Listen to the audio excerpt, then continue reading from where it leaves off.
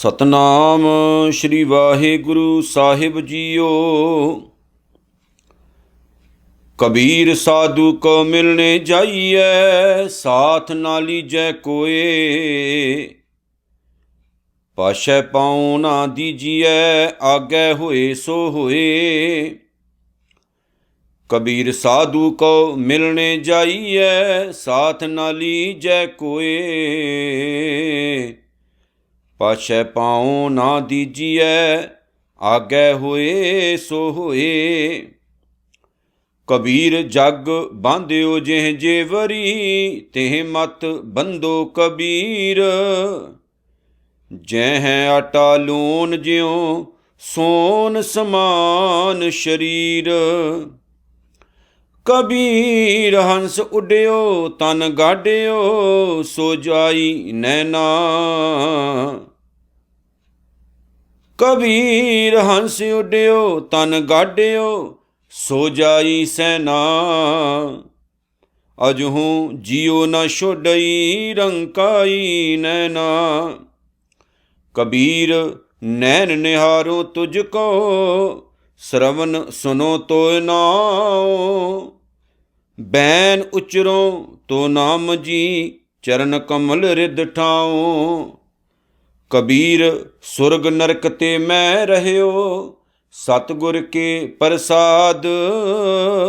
चरण कमल की मौज में रहूं अंत्यार्याद।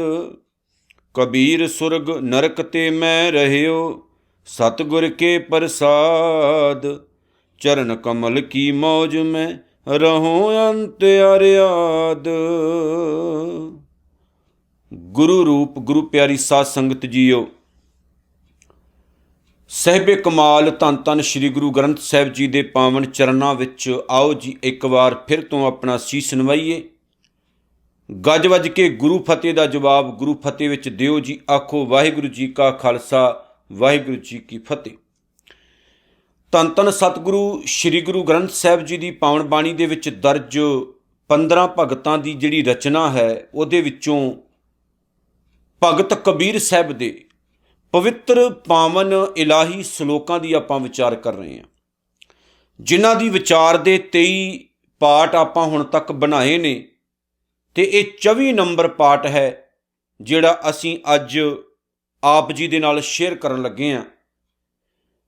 कबीर साहब ने इन्हां 5 सलोकां दे विच जिहड़ी किरपा कीती है, पहलां तां मैं दस दवां कि 116 नंबर सलोक तो लैके 120 नंबर तक ਜਿਹੜੇ ਸਲੋਕ है 5, ਉਹਨਾਂ ਦੀ ਆਪਾਂ ਵਿਚਾਰ ਕਰਨੀ। ਇਹਨਾਂ 5 ਸਲੋਕਾਂ ਵਿੱਚ ਬਹੁਤ ਹੀ ਬਹੁਮੁੱਲੀਆਂ ਤੇ ਕੀਮਤੀ ਗੱਲਾਂ ਦਾ ਕਬੀਰ ਸਾਹਿਬ ਨੇ ਜ਼ਿਕਰ ਕੀਤਾ ਹੈ, ਜਿਹੜੀਆਂ ਸਾਡੀ ਜ਼ਿੰਦਗੀ ਦੇ ਵਿੱਚ ਕੰਮ ਆਉਂਦੀਆਂ ਨੇ। ਕਬੀਰ ਸਾਹਿਬ ਨੇ ਇਹਦੇ ਵਿੱਚ ਇਹ ਕਿਹਾ, ਕਹਿੰਦੇ ਜਦੋਂ ਆਪਾਂ ਕਿਸੇ ਚੰਗੇ ਰਸਤੇ ਉੱਤੇ ਤੁਰਨਾ ਹੋਵੇ ਨਾ, ਉਦੋਂ ਕਦੇ ਸਾਨੂੰ ਸਮਾਜ ਦੀ ਪਰਵਾਹ ਨਹੀਂ ਕਰਨੀ ਚਾਹੀਦੀ, ਲੋਕਾਂ ਦੀ ਪਰਵਾਹ ਨਹੀਂ ਕਰਨੀ ਚਾਹੀਦੀ। क्योंकि कोई पता नहीं है कि जिस समाज की आपां परवाह कर रहे हैं, जिन्हां लोकां दी आपां परवाह कर रहे हैं, उन्हां लोकां ने साडे कदम कदों पछां खिच लैणे ने। और ये गल याद रखियो, समाज की एक प्रॉब्लम है, जेकर तुसी चंगा करन लगो ते तां भी समाज तुहानूं नहीं बख्शदा, जेकर तुसी माड़ा करन लगो ते समाज तां भी तुहानूं नहीं जे बख्शदा। ਤੇ ਜਿਨ੍ਹਾਂ ਨੇ ਅੱਜ तक दुनिया ਦੇ ਲਈ ਕੁਝ ਚੰਗਾ ਕੀਤਾ ਹੈ, ਉਹਨਾਂ ਦੇ ਗਲ ਵਿੱਚ ਕਿਹੜੇ ਸਮਾਜ ਨੇ ਹਾਰ ਪਾਏ ਨੇ ਫੁੱਲਾਂ ਦੇ, ਤੇ ਜਿਹੜੇ ਮਾੜਾ ਕਰਕੇ ਗਏ ਨੇ ਦੁਨੀਆ ਉਹਨਾਂ ਨੂੰ ਵੀ ਭੁੱਲ ਗਈ ਹੈ। ਪਰ ਪ੍ਰੋਬਲਮ ਇੱਥੇ ਇਹ ਹੈ ਕਿ ਦੁਨੀਆ ਦੇ ਲੋਕ ਜ਼ਿਆਦਾ ਅਹਿਮੀਅਤ ਕਿਹੜੀ ਚੀਜ਼ ਨੂੰ ਦਿੰਦੇ ਨੇ, ਇਹ ਸਮਝਣਾ ਬਹੁਤ ਜ਼ਰੂਰੀ ਹੈ। ਕਬੀਰ ਸਾਹਿਬ ਨੇ ਕਿਹਾ, ਕਹਿੰਦੇ ਨੇ ਇਹ ਬੰਦੇ ਜਦੋਂ ਕੋਈ ਤੇਰੇ ਮਨ ਵਿੱਚ ਇਹ ਵਿਚਾਰ ਆਵੇ ਵੀ ਤੂੰ ਚੰਗੇ ਰਸਤੇ ਉੱਤੇ ਤੁਰਨਾ ਹੈ, तू चंगे पासे वाल जाना है, तू चंगे लोगों का साथ देना है अते लैना है, ते दुनिया की परवाह ना करी, संसार की वेट ना करी। और ये भी याद रखी, कबीर साहब ने कहा मैं खुद अजमाया है कि सच्चे रस्ते उत्ते तां बंदे नूं कल्ले तुरना पैंदा, दुनिया कोई साथ नहीं दिंदी, संसार कोई साथ नहीं दिंदा, ये तां बंदे नूं कल्ले नूं जाना पैंदा। और ये भी गल याद रखी, ਹੁਣ ਕਬੀਰ ਸਾਹਿਬ ਨੇ ਜਿਹੜੀ ਅਗਲੀ ਗੱਲ ਆਖੀ ਉਹ ਇਹ ਕਮਾਲ ਦੀ ਕਹੀ, ਕਹਿੰਦੇ ਸੰਸਾਰ ਤਾਂ ਆਪ ਮੋਹ ਮਾਇਆ ਦੀਆਂ ਰੱਸੀਆਂ ਨਾਲ ਬੱਝਾ ਹੋਇਆ, ਬੁਰਾਈਆਂ ਦੀਆਂ ਰੱਸੀਆਂ ਦੇ ਨਾਲ ਬੱਧਾ ਹੋਇਆ। ਜਿਹੜੇ ਆਪ ਹੀ ਅਜੇ ਤੱਕ ਬੱਝੇ ਹੋਏ ਆ ਉਹ ਤੈਨੂੰ ਕੀ ਛਡਾਉਣਗੇ? ਜਿਹੜੇ ਬੱਝੇ ਹੋਏ ਆ ਉਹ ਤਾਂ ਇਹੀ ਚਾਹਣਗੇ ਵੀ ਤੂੰ ਵੀ ਬੱਝੇ। ਜਿਹੜੀਆਂ ਗੁਲਾਮੀ ਦੀਆਂ ਜੰਜੀਰਾਂ ਦੇ ਵਿੱਚ ਉਹ ਆਪ ਕੈਦ ਹੈ, ਉਹਨਾਂ ਦੀ ਤਾਂ ਇਹੀ ਮਨਸਾ ਹੋਏਗੀ ਵੀ ਇਹ ਬੰਦਾ ਵੀ ਉਹਨਾਂ ਗੁਲਾਮੀ ਦੀਆਂ ਜੰਜੀਰਾਂ ਦੇ ਵਿੱਚ ਕੈਦ ਹੋਏਗਾ। ਤੇ ਤੂੰ ਦੁਨੀਆ ਦੀ ਪਰਵਾਹ ਕਰਨ ਦੇ ਬਾਰੇ ਨਾ ਸੋਚ। ਸੰਸਾਰ ਅੱਜ ਤੱਕ ਕਦੀ ਕਿਸੇ ਦਾ ਨਹੀਂ ਹੋਇਆ। ਯਾਦ ਰੱਖੀ ਕਿਤੇ ਐਸਾ ਨਾ ਹੋਵੇ ਕਿ ਇਹ ਸੋਨੇ ਵਰਗਾ, ਹੀਰਿਆਂ ਵਰਗਾ ਬੇਸ਼ਕੀਮਤੀ ਜਿਹੜਾ ਤੇਰਾ ਮਨੁੱਖਾ ਜਨਮ ਹੈ ਇਹ ਗਰਕ ਹੋ ਜਾਏ, ਇਹ ਗਰਕ ਹੋ ਜਾਏ, ਇਹ ਖਤਮ ਹੋ ਜਾਏ ਔਰ ਬਿਲਕੁਲ ਵੀ ਇਹਦੀ ਕੋਈ ਬੁਕਤੀ ਨਾ ਪਵੇ। ਤੂੰ ਇਹ ਚਾਹੁੰਦਾ? ਦੁਨੀਆ ਦਾ ਸ਼ਾਇਦ ਕੋਈ ਇਨਸਾਨ ਨਾ ਚਾਹੁੰਦਾ ਹੋਵੇ, ਪਰ ਸਾਨੂੰ ਕਦਰ ਹੀ ਕਿੱਥੇ ਆ ਵੀ ਅਸੀਂ ਸੋਨੇ ਵਰਗਾ ਸਰੀਰ ਲੈ ਕੇ ਦੁਨੀਆ ਵਿੱਚ ਪੈਦਾ ਹੋਏ। ਫਿਰ ਕਬੀਰ ਸਾਹਿਬ ਨੇ ਜਿਹੜੀ ਇਹਦੇ ਵਿੱਚ ਗੱਲ ਆਖੀ ਇੱਕ ਬੜੀ ਜ਼ਬਰਦਸਤ, ਉਹਨਾਂ ਨੇ ਕਿਹਾ ਬੰਦੇ ਦੀ ਮੌਤ ਆਈ ਹੁੰਦੀ, ਮੌਤ ਬੰਦੇ ਦੇ ਸਿਰ ਦੇ ਉੱਤੇ ਹੁੰਦੀ ਹੈ ਤੇ ਇਨਸਾਨ ਅਜੇ ਵੀ ਆਪਣੀਆਂ ਅੱਖਾਂ ਦੇ ਨਾਲ ਸੈਨਤਾਂ ਕਰ ਕਰਕੇ ਆਪਣੇ ਟੱਬਰ ਨੂੰ ਕੁਝ ਸਮਝਾ ਰਿਹਾ ਹੁੰਦਾ। ਬੰਦਾ ਲਾਲਸਾ ਤਾਂ ਉਦੋਂ ਵੀ ਨਹੀਂ ਛੱਡਦਾ ਜਦੋਂ ਮੌਤ ਬੰਦੇ ਦੇ ਮੰਜੇ ਦੇ ਪਾਵੇ ਲਾਗੇ ਆ ਕੇ ਖੜੀ ਹੋ ਜਾਂਦੀ ਵੀ ਉੱਠ ਚੱਲ। ਉਦੋਂ ਵੀ ਬੰਦਾ ਹੀ ਕਹਿੰਦਾ ਵੀ ਥੋੜ੍ਹਾ ਜਿਹਾ ਕਿਤੇ ਮੈਨੂੰ ਹੋਰ ਸਮਾਂ ਮਿਲ ਜਾਏ, ਪਰ ਸਮਾਂ ਮਿਲਦਾ ਨਹੀਂ ਹੈ। ਜੇ ਲਾਲਸਾ ਦੀ ਗੱਲ ਕਰੀਏ ਤੇ ਕਬੀਰ ਸਾਹਿਬ ਨੇ ਕਿਹਾ ਵੀ ਅੱਜ ਤੱਕ ਲਾਲਸਾ ਕਦੀ ਕਿਸੇ ਦੀ ਛੁੱਟੀ ਨਹੀਂ। ਤੇ ਅਰਦਾਸ ਆਪਾਂ ਮਾਲਕ ਦੇ ਚਰਨਾਂ ਵਿੱਚ ਇਹ ਕਰਨੀ ਕਿ ਦਾਤਿਆ ਚਰਨੀ ਲਾ ਕੇ ਰੱਖੀ। ਅਰਦਾਸ ਕੀ ਕਰਨੀ ਕਿ ਚਰਨੀ ਲਾ ਕੇ ਰੱਖੀ, ਕੀ ਕਿ ਅਸੀਂ ਆਪਣੀਆਂ ਅੱਖਾਂ ਨਾਲ ਤੇਰੇ ਦਰਸ਼ਨ ਕਰੀਏ, ਜ਼ੁਬਾਨ ਨਾਲ ਤੇਰੀ ਸਿਫਤ ਸਲਾਹ ਦੇ ਗੁਣ ਗਾਈਏ, ਕੰਨਾਂ ਦੇ ਨਾਲ ਸੁਣੀਏ ਤੇ ਇਸ ਜੀਵਨ ਨੂੰ ਕਿਸੇ ਨੇਪੜੇ ਤੇ ਲਾ ਲਈਏ। ਕਿਉਂਕਿ ਮੈਂ ਦੇਖ ਚੁੱਕਾ ਆਪ ਕਿ ਕਿਸੇ ਚੀਜ਼ ਦੀ ਪਰਵਾਹ ਕਰਨ ਦੀ ਲੋੜ ਨਹੀਂ ਜਦੋਂ ਸੱਚੇ ਰਸਤੇ ਉੱਤੇ ਤੁਰਨਾ ਹੋਵੇ ਤਾਂ। ਤੇ ਮੈਂ ਇਹ ਵੀ ਦਿਮਾਗ ਵਿੱਚੋਂ ਇੱਕ ਚੀਜ਼ ਕੱਢ ਚੁੱਕਾ ਕਿ ਚੰਗੇ ਕਰਮ ਕਰਨ ਤੋਂ ਬਾਅਦ ਸਵਰਗ ਮਿਲਦਾ ਹੈ, ਮਾੜੇ ਕਰਮ ਕਰਨ ਤੋਂ ਬਾਅਦ ਨਰਕ ਮਿਲਦਾ ਹੈ। ਕਹਿੰਦੇ ਇਹ ਵੀ ਮੈਂ ਇੱਥੋਂ ਕੱਢ ਚੁੱਕਾ, ਦੁਨੀਆ ਵਿੱਚ ਹੀ ਸਵਰਗ ਹੈ ਤੇ ਦੁਨੀਆ ਵਿੱਚ ਹੀ ਨਰਕ ਹੈ। ਜਿਹੜੇ ਲੋਕ ਇਹ ਸੋਚ ਕੇ ਬੈਠੇ ਨੇ ਕਿ ਮਰਨ ਤੋਂ ਬਾਅਦ ਕੋਈ ਸਵਰਗ ਮਿਲਦਾ ਹੈ ਜਾਂ ਮਰਨ ਤੋਂ ਬਾਅਦ ਕੋਈ ਨਰਕ ਮਿਲਦਾ ਹੈ ਤੇ ਉਹ ਭੁਲੇਖੇ ਦੇ ਵਿੱਚ ਹੈ। ਨਰਕ ਸਵਰਗ ਨਾਮ ਦੀ ਕੋਈ ਚੀਜ਼ ਨਹੀਂ ਹੈ। ਨਰਕ ਵੀ ਇਹੀ ਦੁਨੀਆ ਤੇ ਸਵਰਗ ਵੀ ਇਹੀ ਦੁਨੀਆ। ਕੋਈ ਵੱਖਰਾ ਵਿਸ਼ੇਸ਼ ਤੌਰ ਤੇ ਨਰਕ ਸਵਰਗ ਨਹੀਂ ਬਣਾਇਆ ਗਿਆ।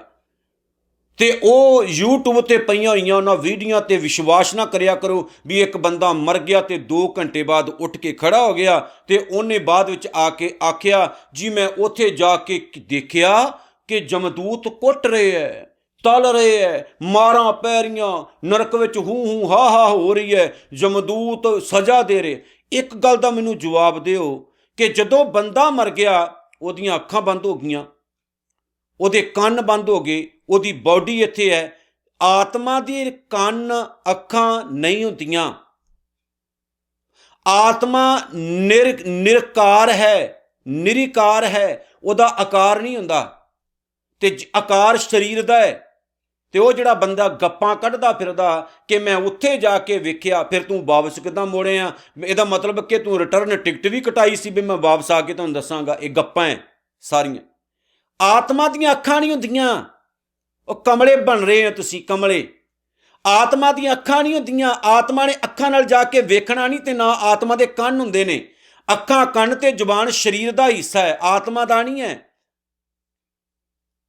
ਸਾਨੂੰ ਮੂਰਖ ਬਣਾਇਆ ਜਾ ਰਿਹਾ, ਆਪਾਂ ਬਣ ਜਾਂਦੇ। ਸੋ ਨਰਕ ਤੇ ਸਵਰਗ ਇਹ ਕਾਇਨਾਤ ਹੈ, ਇਹ ਦੁਨੀਆ ਹੈ। ਸਵਰਗ ਕੀ ਹੈ? ਚੰਗਾ ਜੀਵਨ ਜਿਉਣਾ। ਨਰਕ ਕੀ ਹੈ? ਮੰਦੜਾ ਜੀਵਨ ਜਿਉਣਾ। ਤੇ ਗੁਰਸਿੱਖ ਦੇ ਲਈ ਸਵਰਗ ਗੁਰੂ ਦੇ ਚਰਨ ਹੈ, ਨਰਕ ਗੁਰੂ ਤੋਂ ਦੂਰ ਹੋਣਾ। ਸੋ ਇਹ ਗੱਲਾਂ ਵੱਲ ਧਿਆਨ ਦੇਣਾ ਬਹੁਤ ਜ਼ਰੂਰੀ ਹੈ ਕਿਉਂਕਿ ਅਸੀਂ ਬਹੁਤ ਵੱਡੀ ਇੱਕ ਭੁਲੇਖੇ ਦੀ ਮਾਰ ਦੇ ਹੇਠਾਂ ਦੱਬੇ ਪਏ ਹਾਂ। ਆਪਾਂ ਲਾਲਚ ਵਸ ਕੰਮ ਕਰਦੇ, ਚੰਗਾ ਕੰਮ ਕਰਨਾ ਤਾਂ ਸਵਰਗ ਦੀ ਲਾਲਸਾ, ਮਾੜਾ ਕੰਮ ਕਰਨਾ ਤੇ ਨਰਕ ਦੇ ਡਰ। ਇਹ ਸ਼ਬਦ ਕਿਹਨੇ ਬਣਾਏ? ਬੰਦੇ ਨੇ। ਗੁਰੂ ਸਾਹਿਬ ਨੇ ਤਾਂ ਪਾਵਨ ਬਾਣੀ ਦੇ ਵਿੱਚ ਨਰਕ ਤੇ ਸਵਰਗ ਦੀ ਜਦੋਂ ਗੱਲ ਆਖੀ ਉਹ ਤਾਂ ਐਗਜ਼ੈਂਪਲ ਹੀ ਕੋਈ ਵੱਖਰੀ ਸੀ, ਸਿਧਾਂਤ ਹੀ ਕੋਈ ਵੱਖਰਾ ਸੀ। ਉਹ ਗੱਲ ਵੱਖਰੀ ਕਿ ਕੁਝ ਜਿਹੜੇ ਵਿਚਾਰਵਾਨ ਹੈ ਬ੍ਰਾਹਮਣਵਾਦੀ ਸੋਚ ਦੇ ਅਧੀਨ ਉਹ ਇਹਦੀ ਵਿਆਖਿਆ ਗਲਤ ਕਰੀ ਜਾ ਰਹੇ। ਹੁਣ ਆਪਾਂ ਵਿਚਾਰ ਕਰਦੇ ਹਾਂ ਕਬੀਰ ਸਾਹਿਬ ਨੇ ਕੀ ਕਿਹਾ। ਕਬੀਰ ਸਾਧੂ ਕੋ ਮਿਲਣੇ ਜਾਈਏ, ਸਾਥ ਨਾ ਲੀਜੈ ਕੋਈ। ਇਹ ਹੈ ਚੰਗੇ ਪਾਸੇ ਨੂੰ ਕਦਮ ਵਧਾਉਣਾ। ਸਾਧੂ ਪਹਿਲਾਂ ਤਾਂ ਗੁਰੂ ਦੀ ਗੱਲ ਹੈ ਇੱਥੇ, ਗੁਰੂ।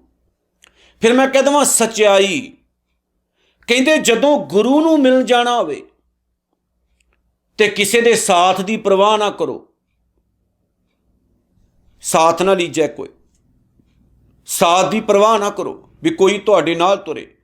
ਜੇ ਚੰਗੇ ਰਸਤੇ ਉੱਤੇ ਤੁਰਨਾ ਹੋਵੇ, ਸੱਚਾਈ ਦੇ ਮਾਰਗ ਉੱਤੇ ਤੁਰਨਾ ਹੋਵੇ, ਕੁਰਬਾਨੀ ਦੇ ਰਸਤੇ ਉੱਤੇ ਤੁਰਨਾ ਹੋਵੇ, ਤੇ ਪਰਵਾਹ ਨਹੀਂ ਕਰੀਦੀ ਲੋਕਾਂ ਦੀ ਵੀ ਕੋਈ ਤੁਹਾਡੇ ਨਾਲ ਤੁਰੇ। ਸਾਧੂ ਕੋ ਮਿਲਣੇ ਜਾਈਏ, ਜੇ ਗੁਰੂ ਨੂੰ ਮਿਲ ਜਾਣਾ ਹੈ, ਜੇ ਚੰਗਿਆਂ ਦੀ ਸੰਗਤ ਕਰਨੀ ਹੈ, ਜੇ ਭਲੇ ਪਾਸੇ ਤੁਰਨਾ, ਜੇ ਕੁਰਬਾਨੀ ਵਾਲੇ ਰਸਤੇ ਤੁਰਨਾ, ਜੇ ਇਨਸਾਫ ਦੇ ਰਸਤੇ ਤੇ ਤੁਰਨਾ, ਜੇ ਸੱਚ ਬੋਲਣ ਦੇ ਰਸਤੇ ਤੇ ਤੁਰਨਾ, ਤੇ ਫਿਰ ਲੋਕਾਂ ਦੇ ਸਾਥ ਦੀ ਪਰਵਾਹ ਨਾ ਕਰੋ।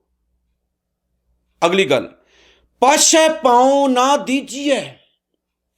ਜਦੋਂ ਆਪਾਂ ਤੁਰ ਪੈਂਦੇ ਆ ਨਾ, ਤੇ ਫਿਰ ਕਦੇ ਵੀ ਪੈਰ ਪਛਾਂ ਨਹੀਂ ਕਰਨਾ। ਜਿਵੇਂ ਗੁਰੂ ਅਰਜਨ ਸਾਹਿਬ ਨੇ ਕਿਹਾ, ਅਗਾਂਹ ਕੂ ਤਰਾਂਗ ਪਿਛਾ ਫਿਰਨਾ ਮੋਢੜਾ। ਅੱਗੇ ਅੱਗੇ ਨੇ ਤੁਰ, ਪਿਛਾਂ ਨਾ ਮੋੜਨਾ। ਭਾਈ ਸਾਹਿਬ ਭਾਈ ਤਾਰੂ ਸਿੰਘ ਨੂੰ ਜਦੋਂ ਗ੍ਰਿਫਤਾਰ ਕੀਤਾ ਜਾਂਦਾ ਹੈ, ਤੇ ਭਾਈ ਸਾਹਿਬ ਭਾਈ ਤਾਰੂ ਸਿੰਘ ਡਰਦੇ ਨੇ? ਨਹੀਂ। ਕਿੰਨੇ ਉਹਨਾਂ ਨੂੰ ਡਰਾਵੇ ਦਿੱਤੇ ਜਾਂਦੇ ਹੈ? ਕੀ ਉਹ ਆਪਣਾ ਕਦਮ ਪਛਾਂ ਕਰਦੇ ਆ? ਨਹੀਂ। ਕੀ ਉਹਨਾਂ ਨੇ ਕੁਰਬਾਨੀ ਦੇਣ ਤੋਂ ਨਾ ਕੀਤੀ? ਨਹੀਂ। ਉਹਨਾਂ ਦੀ ਖੋਪੜੀ ਉਤਾਰ ਦਿੱਤੀ ਜਾਂਦੀ ਹੈ, ਉਹਨਾਂ ਦੇ ਪਰਿਵਾਰ ਨੂੰ ਦਰਦ ਤਸੀਹੇ ਦਿੱਤੇ ਜਾਂਦੇ ਨੇ। ਕੀ ਉਹ ਡਰਦੇ ਨੇ? ਨਹੀਂ। ਸ਼ਹੀਦੀ ਹੋ ਜਾਂਦੀ। ਪਰ ਕੀ ਭਾਈ ਤਾਰੂ ਸਿੰਘ ਦੀ ਸ਼ਹਾਦਤ ਸਾਨੂੰ ਇਹ ਨਹੀਂ ਦੱਸਦੀ ਕਿ ਸੱਚੇ ਮਾਰਗ ਉੱਤੇ ਤੁਰਦੇ ਵਕਤ ਇਨਸਾਨ ਨੂੰ ਇਹ ਖਿਆਲ ਹੋਣਾ ਚਾਹੀਦਾ ਕਿ ਕੁਰਬਾਨੀ ਵੀ ਦੇਣੀ ਪੈ ਸਕਦੀ ਹੈ। ਫਿਰ ਜਿਹੜੇ ਪੈਰ ਪਛਾਂ ਨਹੀਂ ਕਰੀਦੇ, ਜਿਹੜੇ ਬਾਹਾਂ ਖੜੀਆਂ ਕਰਕੇ ਆ ਜਾਂਦੇ ਨੇ ਨਾ, ਉਹਨਾਂ ਦੀ ਰਿਸਪੈਕਟ ਨਹੀਂ ਬਹੁਤੀ ਹੁੰਦੀ। ਰਿਸਪੈਕਟਾਂ ਤਾਂ ਉਹਨਾਂ ਦੀਆਂ ਹੁੰਦੀਆਂ ਨੇ ਜਿਹੜੇ ਫਿਰ ਹਿੱਕ ਦੇ ਜ਼ੋਰ ਦੇ ਨਾਲ ਲੜਦੇ ਆ। ਬਾਬਾ ਜਰਨੈਲ ਸਿੰਘ ਵਰਗੇ ਹਿੱਕ ਦੇ ਜ਼ੋਰ ਨਾਲ ਲੜਦੇ, ਜੇ ਉਹ ਕਹਿੰਦੇ ਨੇ ਉਹ ਕਰਦੇ ਨੇ। ਤੇ ਜਿਹੜੇ ਬਾਹਾਂ ਖੜੀਆਂ ਕਰਕੇ ਆ ਜਾਣ, ਉਹਨਾਂ ਦੀ ਪਰਵਾਹ ਨਹੀਂ, ਤੇ ਉਹਨਾਂ ਦੀਆਂ ਬੁਕਤਾਂ ਵੀ ਨਹੀਂ ਹੁੰਦੀਆਂ ਸਮਾਜ ਵਿੱਚ। ਯਾਦ ਰੱਖਿਓ, ਹੋਇਆ ਸੀ ਨਾ 84 ਦੇ ਵਿੱਚ ਇੱਦਾਂ ਹੀ। ਬਾਹਾਂ ਖੜੀਆਂ ਕਰਕੇ ਆਉਣ ਵਾਲੇ ਸਾਡੇ ਲੀਡਰ ਅੱਜ ਸਾਡੇ ਸਿਰ ਤੇ ਉੱਤੇ ਬੈਠੇ ਹੋਏ। ਬਸ ਇੰਨੀ ਕੁ ਗੱਲ ਨੋਟ ਕਰਨੀ ਹੈ ਕਿ ਜੇ ਮਨ ਵਿੱਚ ਧਾਰ ਲਿਆ ਨਾ ਕਿ ਆਪਾਂ ਆਹ ਕੰਮ ਕਰਨਾ ਤੇ ਕਰਨਾ ਹੈ, ਉੱਥੇ ਪਛਾਂ ਮੁੜਨ ਦੀ ਲੋੜ ਨਹੀਂ, ਕਦਮ ਪਛਾਂ ਖਿਸਕਾਉਣ ਦੀ ਲੋੜ ਨਹੀਂ। ਬਸ ਕਰ ਦਓ, ਪਰਵਾਹ ਨਾ ਕਰੋ। ਕਿਉਂਕਿ ਦੁਨੀਆ ਦੀ ਪਰਵਾਹ ਕਰਨ ਵਾਲਾ ਬੰਦਾ ਬਹੁਤਾ ਕਾਮਯਾਬ ਨਹੀਂ ਹੁੰਦਾ, ਨਾ ਆਪਣੇ ਅੰਦਰੋਂ ਤੇ ਨਾ ਗੁਰੂ ਦੀ ਨਿਗਾਹ ਦੇ ਵਿੱਚ। ਸਾਧੂ ਕੋ ਮਿਲਣੇ ਜਾਈਏ, ਸਾਥ ਨਾ ਲੀਜੈ ਕੋਏ। ਪਾਸ਼ੇ ਪਾਉ ਨਾ ਦੀਜੀਏ, ਆਗੇ ਹੋਏ ਸੋ ਹੋਏ। ਅੱਗੇ ਜੋ ਹੁੰਦਾ ਹੋਵੇ ਵੇਖੀ ਜਾਵੇ, ਭਾਵੇਂ ਕੁਰਬਾਨੀ ਕਿਉਂ ਨਾ ਦੇਣੀ ਪਵੇ, ਜੀਵਨ ਕਿਉਂ ਨਾ ਵਾਰਨਾ ਪਵੇ, ਸਰੀਰ ਕਿਉਂ ਨਾ ਕੁਰਬਾਨ ਕਰਨਾ ਪਵੇ, ਕੋਈ ਪਰਵਾਹ ਨਹੀਂ। ਜੋ ਹੋਏਗਾ ਫਿਰ ਵੇਖੀ ਜਾਏਗੀ। ਇਹੀ ਗੱਲਾਂ ਸਾਡਾ ਇਤਿਹਾਸ ਦੱਸਦਾ ਹੈ, ਇਹੀ ਗੱਲਾਂ ਸਾਡੀ ਕੌਮ ਦੱਸਦੀ ਹੈ। ਬਾਬਾ ਦੀਪ ਸਿੰਘ ਵਰਗਾ ਬਜ਼ੁਰਗ ਆਪਣਾ ਸੀਸ ਕਿਉਂ ਵਾਰਦਾ ਹੈ? ਭਾਈ ਮਨੀ ਸਿੰਘ ਬੰਦ ਕਿਉਂ ਕਟਾਉਂਦੇ ਨੇ? ਗੁਰੂ ਗੋਬਿੰਦ ਸਿੰਘ ਮਹਾਰਾਜ ਦੇ ਲਾਡਲੇ ਸਾਹਿਬਜ਼ਾਦੇ ਸ਼ਹੀਦ ਕਿਉਂ ਹੁੰਦੇ ਨੇ? ਇਹਨਾਂ ਗੱਲਾਂ ਵੱਲ ਗੌਰ ਕਰਨ ਦੀ ਲੋੜ ਹੈ ਪਿਆਰਿਓ। ਜੇ ਸੱਚੇ ਰਸਤੇ ਉੱਤੇ ਤੁਰਨ ਦੀ ਚਾਹਨਾ ਹੈ ਤਾਂ ਫਿਰ ਪਰਵਾਹ ਦੁਨੀਆ ਦੀ ਨਾ ਕਰੋ, ਫਿਰ ਤਾਂ ਕਰ ਦਿਓ ਗੁਰੂ ਦੇ ਰਸਤੇ ਤੋਂ ਆਪਣੀ ਜਾਨ ਨਿਸ਼ਾਵਰ ਕਰ ਦਿਓ। ਕਬੀਰ ਜਗ ਬੰਧਿਓ ਜਿਹ ਜੇਵਰੀ ਰੱਸੀ। ਜੇਵਰੀ ਭਾਵ ਰੱਸੀ। ਕਹਿੰਦੇ ਸੰਸਾਰ ਜਿਹੜੀ ਮੋਹ ਮਮਤਾ ਦੀ ਰੱਸੀ ਨਾਲ ਆਪ ਬੱਝਾ ਪਿਆ ਨਾ, ਤੇ ਮਤ ਬੱਧੋ ਕਬੀਰ। ਹੇ ਕਬੀਰ, ਤੂੰ ਕਦੇ ਉਹਦੇ ਨਾਲ ਬੱਝ ਨਾ ਜਾਈਂ ਦੁਬਾਰਾ। ਜੇ ਕੋਈ ਛੁੱਟ ਗਿਆ ਫਿਰ ਬੱਝੀ ਨਾ, ਕਿਉਂਕਿ ਦੁਨੀਆ ਇਹੀ ਚਾਹੁੰਦੀ ਹੈ ਜਿੱਦਾਂ ਆਪਾਂ ਬੱਝੇ ਪਏ ਉਦਾਂ ਹੀ ਦੁਨੀਆ ਬੱਝੇ, ਦੂਜਾ ਬੱਝੇ ਨਹੀਂ। ਜਿਹੜੀ ਮੋਹ ਮਮਤਾ ਦੀਆਂ ਰੱਸੀਆਂ ਦੇ ਨਾਲ ਦੁਨੀਆ ਬੱਝੀ ਪਈ ਹੈ ਨਾ, ਉਹਦੇ ਨਾਲ ਤੂੰ ਕਦੇ ਬੱਝ ਨਾ ਜਾਈਂ। ਆਪਣੇ ਘਰ ਆਪਣੇ ਪਰਿਵਾਰ ਦੀ ਸਾਰ ਸੰਭਾਲ ਕਰ, ਆਪਣੀਆਂ ਜ਼ਿੰਮੇਵਾਰੀਆਂ ਨਿਭਾ, ਪਰ ਉਹਦੇ ਨਾਲ ਦੇ ਨਾਲ ਇਹ ਸੋਚ ਕੇ ਚੱਲ ਕਿ ਤੂੰ ਇੱਕ ਮਨੁੱਖਾ ਜਨਮ ਲੈ ਕੇ ਦੁਨੀਆ 'ਚ ਆਇਆ ਤੇ ਇਸ ਸੰਸਾਰ ਲਈ ਕੁਝ ਚੰਗਾ ਕਰਕੇ ਜਾਣਾ ਹੈ, ਇਸ ਜੀਵਨ ਨੂੰ ਸਫਲ ਕਰਕੇ ਜਾਣਾ ਹੈ। ਤੇ ਸੱਚੇ ਰਸਤੇ ਉੱਤੇ ਤੁਰਦਾ ਜਾ, ਮਾਲਕ ਦਾ ਪੱਲਾ ਨਾ ਛੱਡੀ, ਕਿਉਂਕਿ ਜਿਹੜੇ ਛੱਡ ਦਿੰਦੇ ਨੇ ਉਹ ਖੂਹ ਖਰਾਬੂ ਹੀ ਹੁੰਦੇ ਆ। ਯਾਦ ਰੱਖਿਓ, ਜੈ ਹੈ ਆਟਾ ਲੂਣ ਜਿਉਂ ਸੋਨ ਸਮਾਨ ਸਰੀਰ, ਹੁਣ ਕਬੀਰ ਸਾਹਿਬ ਦਾ ਬਚਨ ਬੜਾ ਪਿਆਰਾ, ਕਹਿੰਦੇ ਇਹ ਸੋਨੇ ਵਰਗਾ ਜਿਹੜਾ ਕੀਮਤੀ ਸਰੀਰ ਤੈਨੂੰ ਮਿਲਿਆ, ਜੈ ਹੈ ਆਟਾ ਲੋਣ ਜਿਉਂ, ਜੇ ਤੂੰ ਮੋਹ ਦੀ ਰੱਸੀ ਨਾਲ ਬੱਝ ਕੇ ਗੁਰਮੁਖਾਂ ਦੀ ਸੰਗਤ ਤੋਂ ਪਰਾਂ ਹੋ ਗਿਆ ਨਾ, ਰੱਬ ਦੇ ਪਿਆਰਿਆਂ ਦੀ ਸੰਗਤ ਤੋਂ ਪਰਾਂ ਹੋ ਗਿਆ ਤੇ ਪ੍ਰਮਾਤਮਾ ਦਾ ਸਿਮਰਨ ਛੱਡ ਬੈਠਾ, ਤੇ ਯਾਦ ਰੱਖੀ ਇਹ ਸਸਤੇ ਭਾਅ ਤੇਰਾ ਸਰੀਰ ਖਤਮ ਹੋ ਜਾਣਾ, ਅਜਾਈ ਚਲੇ ਜਾਣਾ। ਜੈ ਹੈ ਆਟਾ ਲੋਣ ਜਿਉਂ, ਆਟੇ ਤੇ ਲੂਣ ਵਾਂਗੂ ਸਸਤੇ ਭਾਈ ਤੇਰਾ ਸਰੀਰ ਖਤਮ ਹੋ ਜਾਏਗਾ, ਜਿਹੜਾ ਕਿ ਸੋਨ ਸਮਾਨ ਸਰੀਰ, ਜਿਹੜਾ ਕਿ ਸੋਨੇ ਵਰਗਾ ਤੇਰਾ ਸਰੀਰ ਹੈ, ਜਿਹੜਾ ਕਿ ਬੜਾ ਬੇਸ਼ਕੀਮਤੀ ਸਰੀਰ ਤੈਨੂੰ ਮਿਲਿਆ, ਇਹ ਇੰਨਾ ਬੇਸ਼ਕੀਮਤੀ ਹੈ ਕਿ ਇਹਦੀ ਕਦਰ ਕਰ, ਕਿਤੇ ਅਜਾਈ ਨਾ ਗਵਾ ਦਈ ਇਹਨੂੰ। ਅਗਲੀ ਗੱਲ ਕਬੀਰ ਸਾਹਿਬ ਨੇ ਬੜੀ ਪਿਆਰੀ ਕਹੀ, ਕਹਿੰਦੇ ਕਬੀਰ ਹੰਸ ਉੱਡਿਓ ਤਨ ਗਾਢਿਓ ਸੋ ਜਾਈ ਸੈਨਾ।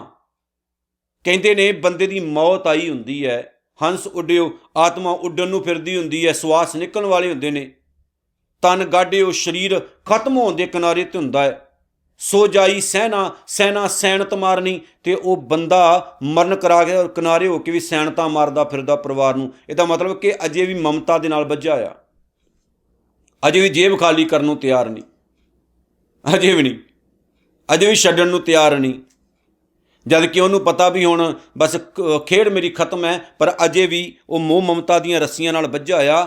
ਅਜੋਂ ਜੀਓ ਨਾ ਛੋਡਈ ਰੰਕਾਈ ਨੈਣਾ, ਇਹ ਕੰਗਾਲਤਾ ਅਜੇ ਵੀ ਨਹੀਂ ਛੱਡਦਾ, ਇੰਨੀ ਅੱਖਾਂ ਦੀ ਕੰਗਾਲਤਾ ਬਣੀ, ਅਜੇ ਵੀ ਨਹੀਂ ਛੱਡਦਾ, ਅੰਦਰੋਂ ਗਰੀਬ ਹੋਇਆ ਪਿਆ, ਅੰਦਰੋਂ ਗਰੀਬ। ਦੱਸੋ, ਇਨਸਾਨ ਨੇ ਇਸ ਜੀਵਨ ਦੀ ਕਦਰ ਹੀ ਨਹੀਂ ਕੀਤੀ। ਬਾਹਰੋਂ ਤਾਂ ਭਾਵੇਂ ਕਰੋੜਪਤੀ ਹੋ ਜਾਵੇ, ਪਰ ਅੱਖਾਂ ਦੀ ਕੰਗਾਲਤਾ ਉੱਦਾਂ ਹੀ ਰਹਿੰਦੀ। ਮੌਤ ਬੰਦੇ ਦੇ ਸਰਾਣੇ ਆ ਕੇ ਬੈਠੀ ਹੁੰਦੀ ਹੈ ਤੇ ਬੰਦਾ ਅਜੇ ਵੀ ਮੂਰਖਾਂ ਵਾਲੀਆਂ ਗੱਲਾਂ ਪਿਆ ਕਰਦਾ ਹੁੰਦਾ।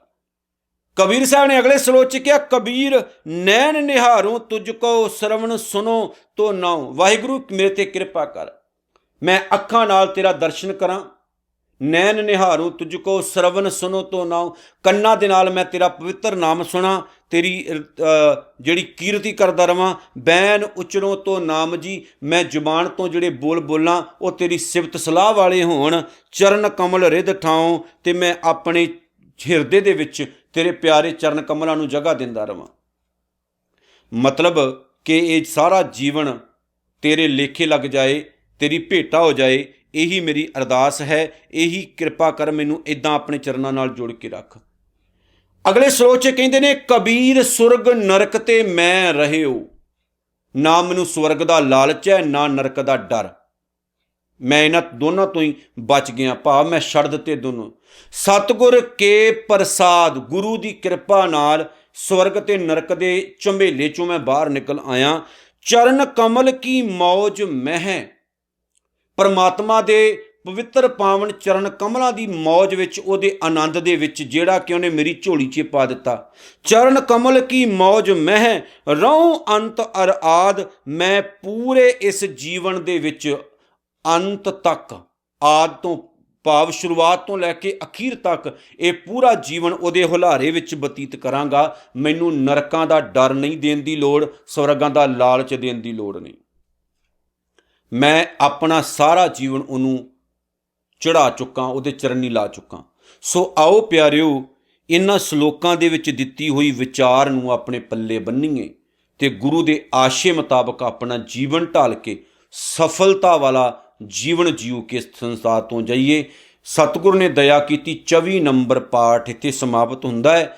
ਮਾਲਕ ਦੀ ਦਇਆ ਨਾਲ 120 ਸ਼ਲੋਕਾਂ ਦੀ ਵਿਚਾਰ ਕੰਪਲੀਟ ਹੋਈ ਹੈ।